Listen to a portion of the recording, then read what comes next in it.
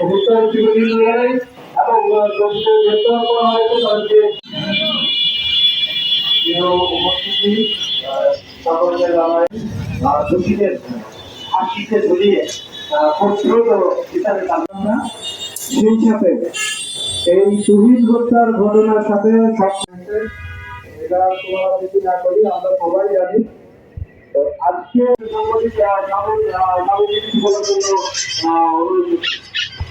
মানববন্ধনের আয়োজন করেছি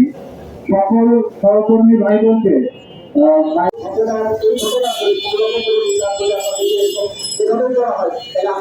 ফাঁসির দাবি জানাচ্ছি এবং তাদেরকে ফাঁসি দিয়ে এবং দায়িত্ব যেন আমাদের রাষ্ট্রীয় যে যারা দায়িত্বে আছেন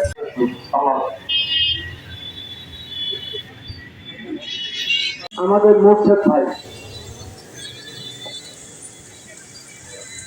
আমাদের গভীর থেকে অনেক সত্য বের করে সংশ্লিষ্ট যারা তবু আমরা বলতে চাই আমি সবাইকে ধন্যবাদ এবং কৃতজ্ঞতা জানাচ্ছি আমাদের দেখতে পাই আমাদের কি সংগঠিত কি অপরাধ হচ্ছে যে 5 জনকে গ্রেপ্তার করা হয়েছে আমরা এদেরকে সর্বোচ্চ শাস্তি